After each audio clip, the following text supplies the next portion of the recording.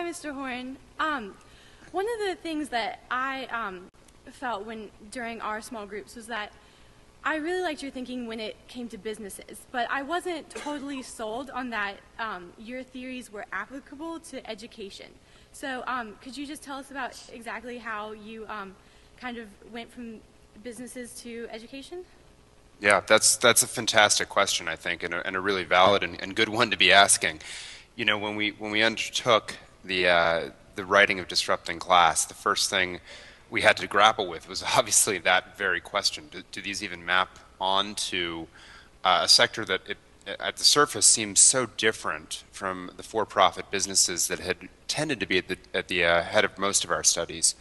And I guess I'd come at it from a couple ways. First, you know, it's interesting. Whenever we float into a new industry with the theories, we get the same questions. Well, that applies to disk drives, but it can't possibly apply to computers. And then you look at it, and yeah, there's some differences. It may not happen as fast or whatever else, but the same dynamics are in play.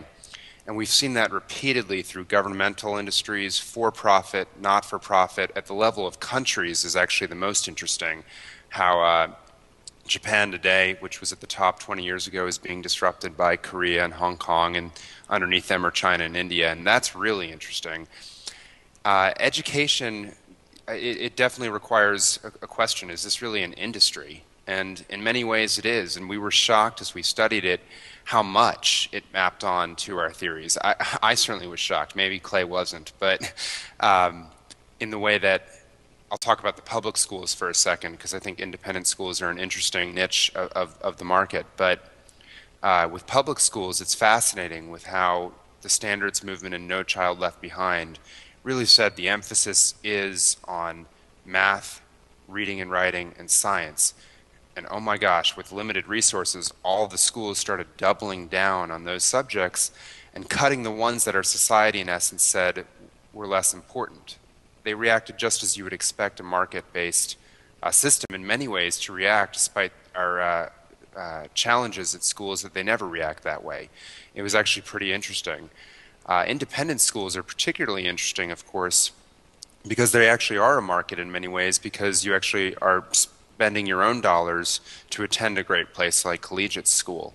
And so in many ways the dynamics there are much more applicable than in other areas, and you can look at higher education as a great example of that. There's been tons of disruptions going on, especially in the last 10, 15 years, with for-profit colleges coming into the space, with online universities and other sorts of new innovations. It's really changed the landscape, enabled many, many more people to come into higher education, but also put out some small independent nonprofit schools out of business even, who I'm sure were not worried 10, 15, 20 years ago.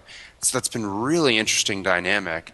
And so a lot of the things that we questioned actually mapped quite well in education. Now, by the same token, there are some key differences, obviously, and there's a societal reason that we want to think about education very carefully and not destroy, even as we disrupt certain parts of the organization, not destroy certain parts that have done really well and we don't have a better way of doing right now. And so I think that balance makes it different, because you don't just want to ask the question from a perspective of what's going to happen, but also what should happen. And that's very different, I think, from any other industry we study. Thank you.